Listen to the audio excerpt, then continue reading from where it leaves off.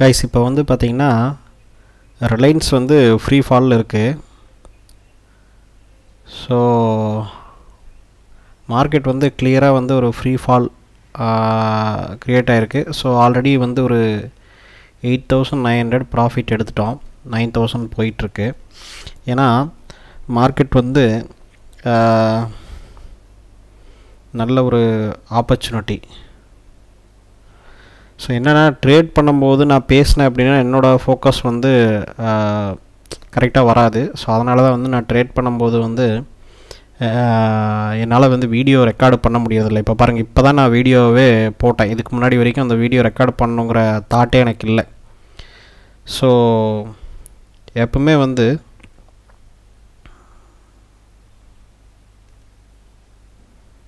So again வந்து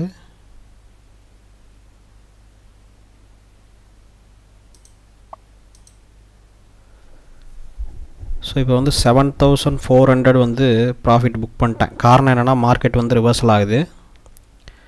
so எனக்கு தெரிஞ்சு இந்த ரிவர்சல் பொறுத்த வரைக்கும் நம்ம விட்டுட்டோம் அப்படின்னா இந்த ரிவர்சலில் என்ன ஆகும் அப்படின்னா நமக்கு வந்து எகெயின் வந்து ஸ்டாப் லாஸ் வரைக்கும் போகிறதுக்கு வாய்ப்பு இருக்குது. அதனால் எதுக்கு நமக்கு தெரியுது ரிவர்சல் ஆகுதுன்ட்டு, அதனால் வந்து நம்ம க்ளோஸ் பண்ணிட்டோம். இன்றைக்கி வந்து மார்க்கெட் இப்படி தான் இருக்கும், ஒன்றும் பண்ண முடியாது நம்ம. ஏன்னா பாருங்கள், ரிவர்சல் கரெக்டாக இவ்வளோ பெரிய கேண்டில் வரும்போதே நம்ம வந்து வெளியே வந்துட்டோம். ஏன்னா இதுக்கு மேலே நீங்கள் விட்டீங்க அப்படின்னா இன்னொரு கேண்டில் ஃபார்ம் ஆச்சுனாலே நமக்கு வந்து ஸ்டாப் லாஸ் ஹிட் ஆயிரும். இந்த 5,800 ப்ராஃபிட் எடுத்தோம் இல்லையா, அதெல்லாம் லாஸ்ட்டு புட் ஆப்ஷன். இது இந்த 5,800 வந்து ப்ராஃபிட் வந்து வெளியே வந்துடும். அதுக்காக இது நான் சொன்ன மாதிரியே ரிவர்சலில் போகும்ட்டு அவசியம் இல்லை. ஆனால் வந்து இது இப்போ ஒரு கிரிட்டிக்கல் லெவல், அதனால் அதில் வெளியே வர்றது தான் நமக்கு நல்லது. ஸோ இன்றைக்கி மார்க்கெட் பார்த்தீங்கன்னாலே தெரியும் எப்படி இருந்துச்சு அப்படின்னா,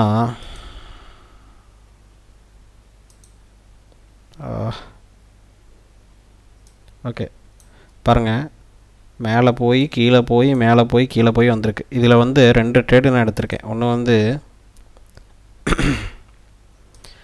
இப்போ இந்த ஏரியாவிலேருந்து இந்த ஏரியாவுக்கு போகும்போதே ஒரு ட்ரேட் எடுத்துட்டேன் நான், சரிங்களா. அதுக்கப்புறம் இங்கேருந்து விலகுன்னு தெரிஞ்சிருச்சு. ஸோ வெளியே வந்துட்டேன்.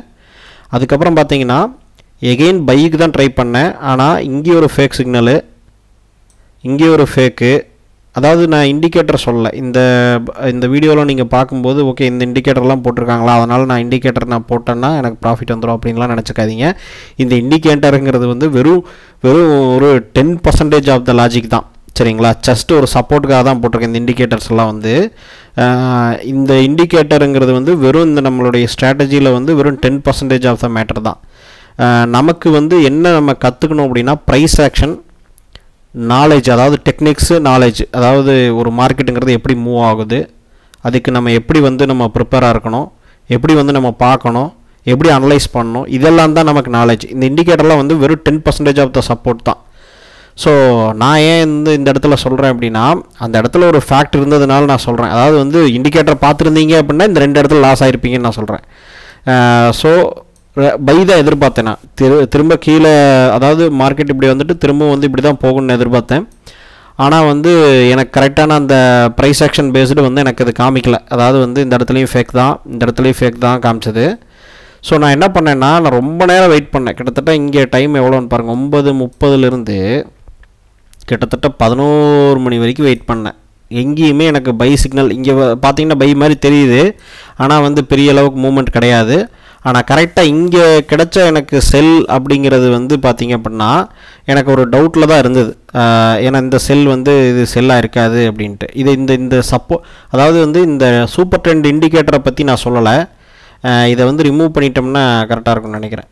சூப்பர் ட்ரெண்டு இண்டிகேட்டர் ரிமூவ் பண்ண ஜஸ்ட்டு வந்து இந்த இடத்துல ரிவர்சல் பாருங்கள், மார்க்கெட் வந்து ரிவர்சல் ஆகுதா, அதை தான் சொல்கிறேன். ஸோ இந்த இடத்துல ஆகும்னு நான் நினச்சேன். ஆனால் வந்து அது ஒரு கிளியர் சிக்னல் நமக்கு வந்து கொடுக்கல. ஸோ அதனால் வந்து நம்மளுடைய ட்ரேடு வந்து எடுக்கலை. அப்புறம் வந்து இந்த இடத்துல வந்து நான் வந்து கிளியராக என்ட்ரி ஆனேன். ஏன்னா கிளியராக வந்து சிக்னல் கொடுத்ததுனால என்ட்ரி ஆனேன். இப்போவும் கீழே தான் போயிட்டுருக்கு. இது வந்து ஒருவேளை நமக்கு வந்து நிஃப்டி வந்து இங்கே பிரேக் அவுட் ஆச்சு அப்படின்னு கேட்டிங்கன்னா இங்கே நமக்கு அடுத்த லெவல் சப்போர்ட் வந்து இந்த இடத்துல நம்ம எதிர்பார்க்கலாம். அதாவது வந்து ஒன்று இங்கே இதெல்லாம் வந்து பார்த்திங்கன்னா பிவட் பாயிண்ட்ஸு இந்த இதெல்லாம் சொல்லுவாங்க.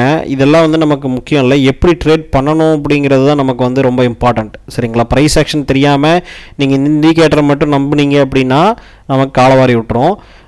அதே மாதிரி இந்த இண்டிகேட்டர் எல்லாமே வந்து ஒரு சப்போர்ட்டிங் மெட்டீரியலாக நீங்கள் யூஸ் பண்ணிக்கலாம். ஏன்னா நிறைய பேருக்கு டவுட் இருக்குது, இண்டிகேட்டர்ஸ் யூஸ் பண்ணலாமா வேண்டாமான்னு. அதாவது பொத்தாம்பொதுவாக சொல்கிறத நம்பாதீங்க. அதாவது வந்து நமக்கு வந்து இப்போ ஒருத்தர் சொல்கிறாங்க இண்டிகேட்டர்னால் ஒர்க் ஆகாது. அந்த மீனிங் லாஜிக் என்ன, அதை பின்னாடி என்ன இருக்குங்கிறத புரிஞ்சுங்க. இண்டிகேட்டர்னால் ஒர்க் ஆகாது, ப்ரைஸ் ஆக்ஷன்னா ஒர்க் ஆகும், ஸ்மார்ட் மணி கான்செப்ட்னா ஒர்க் ஆகும். இதெல்லாம் வந்து விட்டுட்டு முதல்ல ஒவ்வொரு விஷயமும் என்னங்கிறத புரிஞ்சுக்கிட்டிங்கன்னா மட்டும்தான் அது ஒர்க் ஆகுமா ஒர்க் ஆகாதா அப்படிங்கிறது வந்து நம்ம டிசைட் பண்ண முடியும். இங்கே ஸ்டாக் மார்க்கெட்டை பொறுத்த வரைக்கும் ஒரு விஷயம் ஒர்க் ஆகுது ஒர்க் ஆகலை அப்படிங்கிறது பைனரி ஆன்சராக நம்ம சொல்ல முடியாது. அது எவ்வளோ பர்சன்டேஜ் ப்ராபிலிட்டியில் ஒர்க் ஆகுதுங்கிறது தான் நமக்கு முக்கியம். ஏன்னா அந்த விஷயத்தில் தான் நம்ம ட்ரேட் பண்ணுவோமே தவிர நமக்கு வந்து இது ஒர்க் ஆகுமா ஒர்க் ஆகாதா அப்படிங்கிறதெல்லாம் வந்து நமக்கு கவலையே கிடையாது. சரிங்களா? அப்படி ஒரு பைனரி ஆன்சர் வந்து எந்த இடத்துலையுமே நீங்கள் எந்த ஒரு ஸ்ட்ராட்டஜிக்குமே சொல்ல முடியாது. ஸோ நமக்கு பேசிக்லேருந்து நீங்கள் ஸ்டடி பண்ணால் மட்டும்தான் ஸ்டாக் மார்க்கெட்டை வந்து ஒரு கிளாரிட்டியாக வந்து நீங்கள் புரிஞ்சுக்க முடியும். So go for the clarity, not for the strategy. ஓகேங்களா? கிளாரிட்டி எப்போ வரும்னா நீங்கள் பேசிக்காக ப்ரைஸ் ஆக்ஷன் வந்து கிளியராக வந்து அண்டர்ஸ்டாண்ட் பண்ணணும். ஸ்டாக் மார்க்கெட்னா என்ன அப்படிங்கிறது ஃபண்டமெண்டல்லேருந்து அண்டர்ஸ்டாண்ட் பண்ணணும். ஏன்னா இன்வெஸ்டிங் கண்டிப்பாக நீங்கள் தெரிஞ்சுக்கணும். இன்வெஸ்டிங் தெரியாமல் ட்ரேடிங்க்கு வந்து வராதிங்க. அதாவது வந்து இன்வெஸ்டிங்கை தெரிஞ்சுக்கிட்டு நீங்கள் ட்ரேடிங்க்கு வாங்க. அது உங்களுக்கு வந்து சூட் ஆகலையா அப்படிங்கிறத வந்து அப்புறம் நீங்கள் வந்து எல்லாம் ட்ரை பண்ணி ப்ராக்டிஸ் பண்ணி பார்த்துட்டு அதுக்கப்புறம் எகெயின் வந்து நீங்கள் இன்வெஸ்டிங்கே பண்ணுறதுனாலும் நீங்கள் பண்ணலாம். ஸோ அதில் வந்து ஒன்றும் தப்பு கிடையாது. ஆனால் இன்வெஸ்டிங்கிறதா வந்து ஸ்டாக் மார்க்கெட்டோடைய ஒரு ஃபண்டமெண்டல், ட்ரேடிங்கிறது வந்து ஆப்பர்ச்சுனிட்டி. ஸோ இன்வெஸ்டிங்க்கு மேலே அடுத்த லேயர் தான் வந்து ட்ரேடிங். ஸோ அதனால் அந்த ட்ரேடிங்கை வந்து நீங்கள் ஃபோக்கஸ் பண்ணால் அதுக்கு பேஸ் லேயரே வந்து இன்வெஸ்டிங். ஏன்னா அதுதான் வந்து மார்க்கெட் எப்படி ஒர்க் ஆகுதுங்கிறதே காமிக்குது. ஸோ அப்போ அந்த பாயிண்ட் ஆஃப் வியூ வந்து நீங்கள் வந்து கிளியராக லேர்ன் பண்ணணும். லேர்ன் பண்ணால் தான் நீங்கள் வந்து ஒரு முழுசாக லேர்ன் பண்ணியிருக்கீங்க அப்படின்னு அர்த்தம். இப்போ பாருங்கள், ஒரு பெரிய ஆப்பர்ச்சுனிட்டின்னு நினைக்கிறேன் நமக்கு. Everything is going to free fall. பெரிய ஆப்பர்ச்சுனிட்டி. நான் திரும்ப எடுக்க போகிறேன். நான் எடுக்கிற மாதிரி ட்ரேடு வந்து ஜஸ்ட்டு வந்து நீங்கள் எடுக்காதீங்க. பெரிய ஆப்பர்ச்சுனிட்டி இருந்தாலும் நமக்கு வந்து புட் ஆப்ஷன்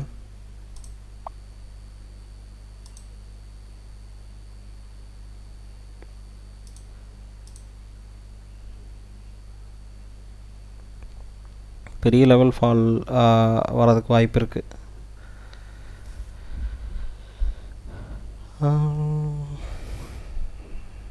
நமக்கு ஏன் இப்போ குவான்டிட்டி கம்மியாக போட்டிருக்கேன்னா 7500 ஏதோ நம்ம வந்து ப்ராஃபிட் எடுத்திருந்தோம்.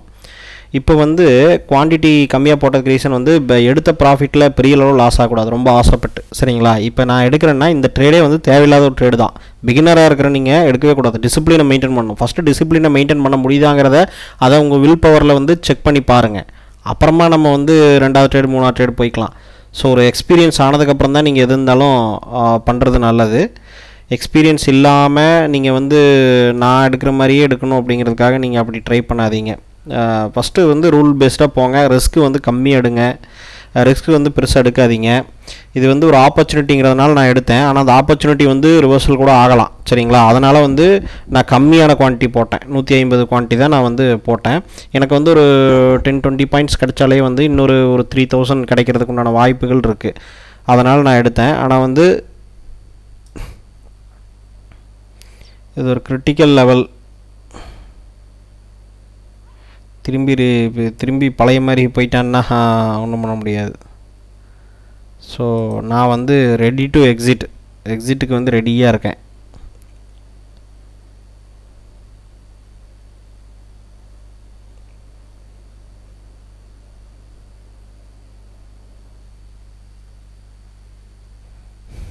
இது லைவ் ட்ரேடிங் பொறுத்த வரைக்கும் ரொம்ப நேரம் ரெக்கார்டு பண்ணுற மாதிரி இருக்கும்.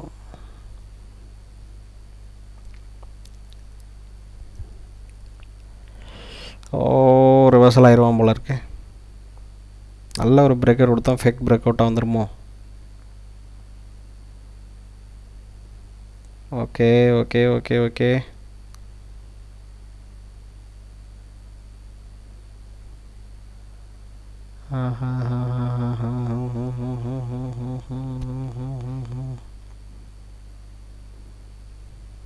பேங்க் நிஃப்டிக்காரன் மேலே போகக்கூடாது.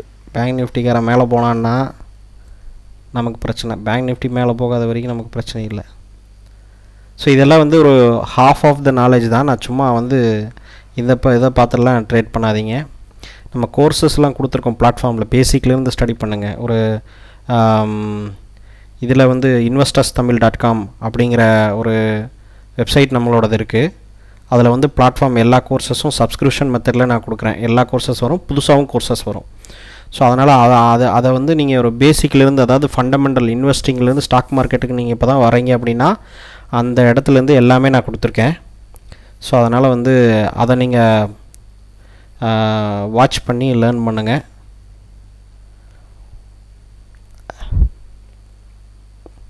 இது ஒரு தேவையில்லாத என்ட்ரி. சரி, இருந்தாலும் ஒரு நல்ல ஒரு என்ன சொல்கிறது, ஒரு ஹை ப்ராபபிலிட்டி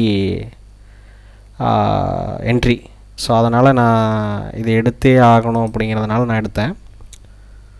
ஸோ இந்த இந்த இந்த நீங்கள் பார்க்குற இந்த ஸ்க்ரீன்ஸ் இதில் இருக்கிறதெல்லாம் விட்டுருங்க, பெருசாக எடுத்துக்க வேண்டாம். ஜஸ்ட்டு வந்து ரொம்ப நாள் ஆச்சு வீடியோ போட்டு. ஏன்னா நான் ட்ரேட் பண்ண ஆரம்பித்தேன் அப்படின்னா எல்லாத்தையும் மறந்துடுவேன். அதனால் நம்ம ரெக்கார்டு இதெல்லாம் போடுறதுக்கு இது பண்ணிடுறேன். இதே பாருங்கள், பாதியில் தான் போட்டேன். ஸோ அதனால் வந்து இன்னொரு முக்கியமான ஒரு டிப்ஸ் என்ன அப்படின்னு கேட்டிங்கன்னா, ஃபஸ்ட் ஆஃப் ஆல் வந்து ஸ்டாக் மார்க்கெட்டை பொறுத்த வரைக்கும் கிளாரிட்டி கெயின் பண்ணுங்கள், நாலேஜை ஃபோக்கஸ் பண்ணுங்கள். வெறும் ப்ராஃபிட் அந்த ஸ்ட்ராட்டஜி அப்படி நீங்கள் ஃபோக்கஸ் பண்ணாதீங்க. இன்னொருத்தருக்கு நீங்கள் எக்ஸ்பிளைன் பண்ண முடியும். இப்போ நான் கிராஸ் கொஸ்டின் கேட்டேன்னா, சரி இது எதனால் இப்படி ஆகுது, இது எதனால் இப்படி ஆகுதுன்னு கேட்டிங்கன்னா அதுக்கு நீங்கள் தெளிவாக ஒரு ஆன்சர் சொல்ல முடியணும். அப்படி சொல்ல முடிகிற அந்த கிளாரிட்டி வரும்போது தான் நீங்கள் வந்து ஒரு சக்ஸஸ்ஃபுல்லாக நீங்கள் ஆக முடியுமே தவிர, நீங்கள் அந்த கிளாரிட்டி வராமல் நீங்கள் வந்து ஒரு கொஞ்ச நாளில் கன்ஃபியூஷன் ஆயிடுவீங்க, அப்புறம் இருக்கிற அமௌண்ட்டை லாஸ் பண்ணிடுவீங்க. அதனால் அந்த விஷயத்தை பண்ணாதீங்க. ஸோ இப்போ நம்ம நினச்ச மாதிரி ஆப்பர்ச்சுனிட்டி தான், இது நல்ல ஒரு ஆப்பர்ச்சுனிட்டி தான். நான் அதையும் குவான்டிட்டி போட்டிருந்தா நல்லா கிடச்சிருக்கோம். ஆனால் எனக்கு அது வேண்டாம். எனக்கு ஆல்ரெடி வந்து மோர் தென் 2-3% ப்ராஃபிட்டில் தான் இருக்குது. அதனால் ஒன்றும் பிரச்சனை கிடையாது. பாருங்கள், 7,500 என்னமோ இருந்தோம், இப்போது 9,000 சம்திங் வந்திருக்குது. இப்போ ஒரு நல்ல ஒரு ஃபால், ஒரு விழுக போகுது எனக்கு தெரிஞ்சு. ஆல்ரெடி ஆரம்பிச்சதாக விழுந்துட்டு தான் இருக்குது. நல்ல ஒரு ஃபால் வந்து, ஆனால் சொல்ல முடியாது. ஏன்னு கேட்டிங்கன்னா, இப்போ இன்வெஸ்டர்ஸோட பாயிண்ட் ஆஃப் வியூவில் பார்த்தோம்னா அவங்களுக்கு கீழே வரும்போது தான் ஆப்பர்ச்சுனிட்டி. ஸோ அதனால் கீழே வரும்போது அவங்க வந்து பை பண்ணுறதுக்கு, இப்போ இது நீங்கள் இன்னொரு விஷயம் யோசிச்சு பாருங்கள். செல் பண்ணுறாங்கன்னு சொல்கிறோம். அப்போ ஒருத்தர் செல் பண்ணுறாங்கன்னா யாராவது ஒருத்தர் பை பண்ணி தானே ஆகணும். அப்போ யார் பை பண்ணிகிட்டு இருக்கா அப்படின்னா, கான்ஸ்டண்ட்டாக இன்வெஸ்டர்ஸ் வந்து கீழே வர நிறைய ஸ்டாக்ஸில் இன்வெஸ்ட் பண்ணிகிட்டு இருப்பாங்க. ஸோ அதனால தான் வந்து செல் பண்ண முடியுது. அதே மாதிரி நிஃப்டி 50ங்கிறது தனியாக ஒரு இன்ஸ்ட்ருமெண்ட்டெல்லாம் கிடையாது, ஓகேங்களா. அது வந்து ஏற்கனவே இருக்கிற அந்த 50 ஸ்டாக்குடைய பை அண்ட் செல்லை டோட்டலாக காமிக்குது. அதாவது மார்க்கெட் கேபிட்டலைசேஷனை டோட்டலாக காமிக்கிறதா நிஃப்டி 50. நிஃப்டி 50ங்கிறது வந்து தனிப்பட்ட ஒரு ஸ்டாக்கோ அதை ஒரு அசட்டோ நம்ம எடுத்துக்க முடியாது. இந்த நிஃப்டி 50னா அந்த 50 கம்பெனியோடைய டோட்டல் மார்க்கெட் கேபிட்டலைசேஷன் தான் வந்து நிஃப்டி 50ல் எஃபெக்ட் ஆகுது. ஸோ மார்க்கெட் வந்து எகைன் வந்து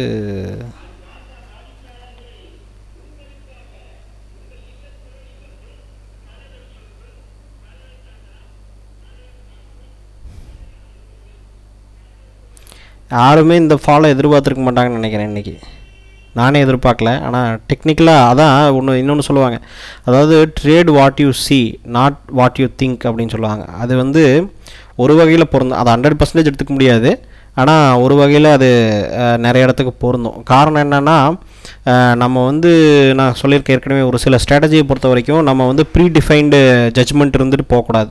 அதாவது வந்து ஒரு சில ஸ்ட்ராட்டஜி வந்து ப்ரீ டிஃபைன்டாக நம்ம வந்து மார்க்கெட் இப்படி தான் போகும் அப்படி தான் போகணும், மார்க்கெட் ஆரம்பிக்கிறதுக்கு முன்னாடியே முடிவு பண்ணிட்டு போகக்கூடாது, சரிங்களா. அது ரொம்ப முக்கியமான விஷயம். ஸோ அதனால் வந்து அந்த விஷயத்தை நீங்கள் ஃபோக்கஸ் பண்ணிக்கோங்க. மார்க்கெட் இப்படி தான் போகும் அப்படி தான் போகணும் முன்னாடியே டிஃபைன் பண்ணாமல் நீங்கள் போனீங்கன்னாலே வந்து மேக்ஸிமம் வந்து உங்களுடைய ப்ராபிலிட்டி ஆஃப் ப்ராஃபிட் வந்து இன்க்ரீஸ் ஆகிற சான்ஸ் இருக்குது. நீங்கள் ப்ரீ டிஃபைன்டாக ஒரு பயாஸோடு போனீங்க அப்படின்னா நீங்கள் வந்து அதில் லாஸ் பண்ணுறதுக்கான வாய்ப்புகள் அதிகமாக இருக்குது. இது வந்து இந்த மாதிரியான இப்போ நான் எடுத்துகிட்டு இருக்கிற மாதிரியான ஸ்ட்ராட்டஜிக்கு பொருந்தோம். இது ஏன் நான் இந்த ஸ்ட்ராட்டஜி வந்து சொல்லிக் கொடுக்குறதுங்கிறது வந்து ஒரே வீடியோவில் சொல்லித்தர முடியாது. நான் வந்து எப்போவுமே வந்து எல்லாத்துக்கும் ப்ரிஃபர் பண்ணுறது ஃபண்டமெண்டல்லேருந்து லேர்ன் பண்ணுங்கள் ஸ்டாக் மார்க்கெட்டை. ஒன்றும் உங்களுக்கு வந்து டைம் ஆக போகிறதில்ல. 6 மாதம் ஆகட்டும், 1 வருஷம் ஆகட்டும். நீங்கள் ஃபண்டமெண்டல்லேருந்து லேர்ன் பண்ணுங்கள். ஏன்னா அப்படி லேர்ன் பண்ணும்போது உங்களுக்கு ட்ரேடிங்கை தவிரமே நிறைய விஷயங்கள் வந்து நீங்கள் கற்றுக்கலாம். உலகத்தில் வந்து பிஸ்னஸ்ங்கிறது எப்படி ஒர்க் ஆகுது, ஃபினான்ஷியல் மார்க்கெட்டுங்கிறது எப்படி ஒர்க் ஆகுது, கவர்மெண்ட்டுங்கிறது எப்படி ஒர்க் ஆகுது, எல்லா விஷயத்தையும் நீங்கள் லேர்ன் பண்ணலாம். அதனால் வந்து அது ரொம்ப முக்கியமான விஷயம். அதனால் அந்த விஷயத்தை வந்து நீங்கள் ஒரு சாதாரணமாக எடுத்துக்க வேண்டாம். வந்து நமக்கு நல்லாவே ஒரு ப்ராஃபிட்டபிள் கிடச்சிருக்கு. ஏன்னா அந்த ஃப்ரீ ஃபால் இருந்ததுனால நல்ல ஒரு ப்ராஃபிட் வந்து கிடச்சிருக்கு. இருந்தாலும் நான் வந்து இதுக்கு மேலே நான் எதிர்பார்க்குறேன் அப்படின்னா கொஞ்சம் ஸ்பேஸ் இருக்குது. இருந்தாலும் வந்து நம்ம வெயிட் பண்ணி பார்ப்போம். கொஞ்சம் வெயிட் பண்ண ஒரு 10,000 வந்தால் எக்ஸிட் ஆகுமா, இல்லை இந்த இடத்துலையே எக்ஸிட் ஆக போகிறோமா அப்படிங்கிறத வந்து நம்ம பார்ப்போம். 9,180, 9,240. ஓகே, நான் எக்ஸிட் ஆக போகிறதில்லப்பா, ஏன்னா இன்னும் விழுக போகிறான். எக்ஸிட் நையே.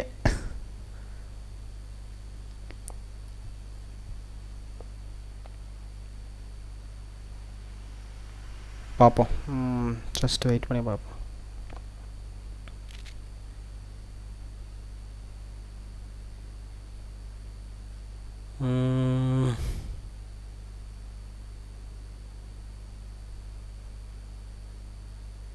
ஓகே, 10,215, 10,000 வந்துருச்சு. மேக்ஸிமம் பேங்க் நிஃப்டி வந்து இந்த சப்போர்ட்டுக்கு வந்தான்னா பார்க்கலாம். அதாவது நீங்கள் இப்போ நான் இப்போ போட்டிருக்கிற இந்த வீடியோவை பொறுத்த வரைக்கும் இந்த வீடியோ பார்த்து இதே இண்டிகேட்டர்ஸ் இதே காம்பனன்ட்ஸை வச்சு அப்ளை பண்ணிவிட்டு ட்ரேட் பண்ணணும்னு ட்ரை பண்ணாதீங்க. ப்ராப்பராக லேர்ன் பண்ணி ட்ரேட் பண்ணுங்கள். இல்லை உங்களுக்கு புரிஞ்சிருச்சுன்னா நீங்கள் ட்ரேட் பண்ணுங்கள். உங்களுக்கு தெளிவாக புரியுது அப்படின்னா நீங்கள் ட்ரேட் பண்ணுங்கள். நான் இதில் பொறுத்த வரைக்கும் நான் உங்களுக்கு எந்த ஸ்ட்ராட்டஜியும் சொல்லியெல்லாம் கொடுக்கல.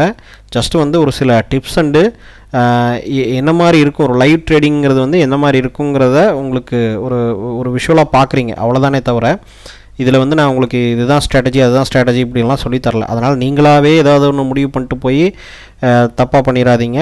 ஸோ உங்களுடைய பணத்துக்கு நீங்கள் தான் சேஃப்டி பண்ணணும். அதனால் வந்து நீங்கள் உங்களுடைய ஓன் நாலேஜ், எக்ஸ்பீரியன்ஸு, ப்ராக்டிஸை வந்து யூஸ் பண்ணுங்கள். இன்னொன்று பொறுத்த வரைக்கும் நான் என்ன சொல்கிறேன் அப்படின்னு கேட்டிங்கன்னா, நான் வந்து செபி ரெஜிஸ்டர்டு அட்வைசர் கிடையாது. அதனால் இந்த வீடியோவில் சொல்லிடுறேன். நான் இது வந்து ஒரு எஜுகேஷனல் பர்பஸ் தான். நீங்கள் ஒரு லேர்னிங் ப்ராக்டிஸ்க்காக தான் நம்ம இதை பண்ணுறோம், ஒரு எஜுகேஷனுக்காக தான் நம்ம பண்ணுறோம். எப்படி ஒரு லைவ் ட்ரேடிங்கில் இருக்கும் அப்படிங்கிறத நீங்கள் ஒரு விஷுவலாக பார்க்குறதுக்கு ஜஸ்ட் ஒரு ஆப்பர்ச்சுனிட்டி. ஸோ மற்றபடி வந்து நீங்கள் இதை வச்சுக்கிட்டு நீங்கள் எந்த ஒரு டிசிஷனுக்கும் வர வேண்டாம். ஏன்னா நான் லைவ் ட்ரேட் எடுக்கும்போதெல்லாம் வீடியோ ரெக்கார்ட் பண்ண மறந்துடுவேன். நடுவில் வந்து அது பேசிகிட்டு இருந்தேன். இப்போவே பாருங்கள், பேசுகிறதுக்கும் என்னோடய திங்கிங் ப்ராசஸ்க்கும் டிஃப்ரென்ஸ் வந்து வருது. அதனால தான் எனக்கு வந்து இப்போ okay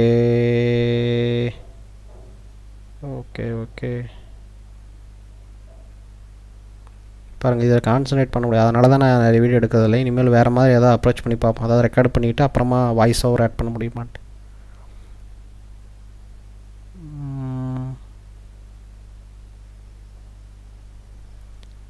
critical area. Okay, just try பண்ணுது மார்க்கெட்.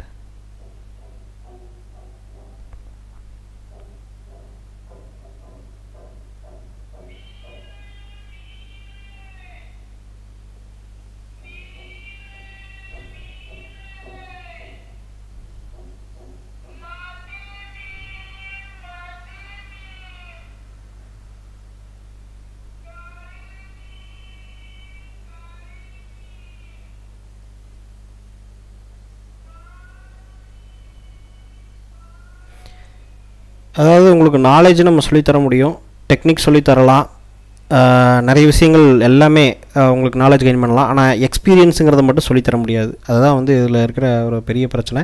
எக்ஸ்பீரியன்ஸுங்கிறத நீங்களாக தான் கெயின் பண்ணணும். அந்த எக்ஸ்பீரியன்ஸ் கெயின் பண்ணுற வரைக்கும் நீங்கள் வந்து அதில் எந்த அமௌண்ட்டையும் நீங்கள் உள்ளே கொண்டு போகாதீங்க. நாலேஜுக்கு எவ்வளோ அமௌண்ட் வேணால் ஸ்பெண்ட் பண்ணுங்கள், ஏன்னா உங்களுக்கு அதில் நிறையா பெனிஃபிட் இருக்குது. எக்ஸ்பீரியன்ஸுக்கு நம்ம யாருமே எக்ஸ்பீரியன்ஸுங்கிற விஷயத்த சொல்லித்தர முடியாது. ஆனால் அதோட வேர்டு எக்ஸ்பீரியன்ஸ் தான்.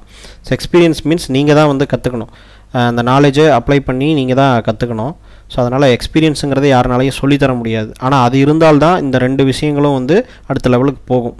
அதே மாதிரி வெறுமனே நாலேஜ் இல்லாமல் நீங்கள் பண்ணக்கூடிய எக்ஸ்பீரியன்ஸுங்கிறது வந்து ஒரு ரேண்டம் ஈவெண்ட்டு தான், அது வந்து எக்ஸ்பீரியன்ஸ் கிடையாது. ஓகே, நான் ஏன் இன்னும் செல் பண்ணாமல் இருக்கேன்னா ஜஸ்ட் இன்னொரு கொஞ்சம் வெயிட் பண்ணி பார்க்குறேன். நான் நமக்கு ஒன்றும் லாஸில் இல்லை, ஸ்டாப் லாஸாக இருந்ததுன்னா செல் பண்ணியிருப்பேன். நமக்கு ஒன்றும் லாஸில் இல்லை, இன்னொரு மூமெண்ட் கிடைக்குமா அப்படிங்கிறது பார்க்குறேன். ஏன்னா மேபி இன்னும் திரும்ப இது வந்து அந்தளவுக்கு ஒரு இந்த மூமெண்ட் ஸ்ட்ராங்கான மூமெண்ட் மாதிரி எனக்கு தெரில. ஓகே, ஸ்ட்ராங்கான மூமெண்ட்டாக இருக்குமா? ஓகே,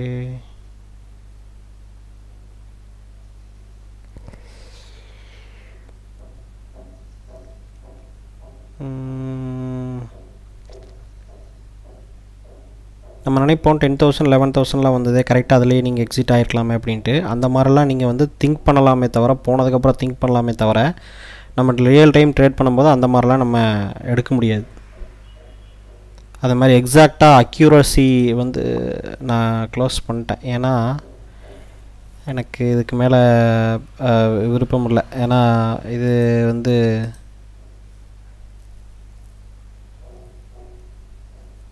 சரிப்பட்டு வரலை. ஓகே, இதுக்கு மேலே வந்து நான் கண்டினியூ பண்ண விரும்பலை. ஏன்னா மார்க்கெட் வந்து ரிவர்சல் ஆகிறதுக்கு இப்போ சான்சஸ் கம்மி தான். ஆனால் நம்ம ஏன் வந்து தேவையில்லாத ரிஸ்க் எடுக்கணும்? இப்போ வந்து பார்த்திங்கன்னா நம்ம ஒன்றும் 2வது ட்ரேட் எடுத்தப்போ கூட ஒன்றும் லாஸில் இல்லை. அதாவது 7,500 இப்போ 8,970, அதாவது 8,970 ரூபா தான் வந்திருக்கும். அதனால் ஒன்றும் நமக்கு ஒன்றும் லாஸ் இல்லை. அதனால் இட்ஸ் ஓகே.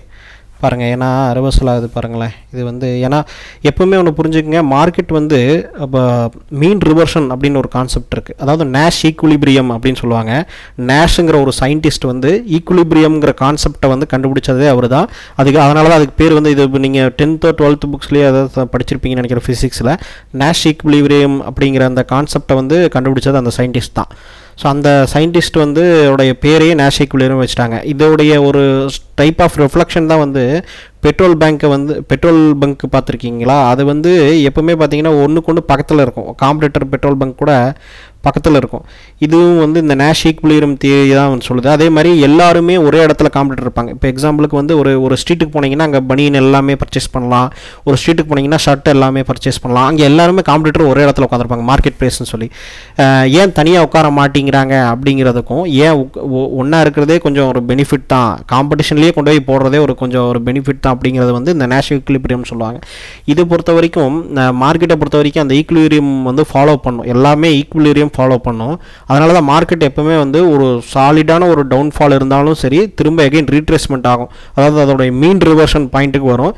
அதே மாதிரி மார்க்கெட் மேலே போனாலும் திரும்ப கீழே மீன் ரிவர்ஷன் பாயிண்ட்டுக்கு வரும்.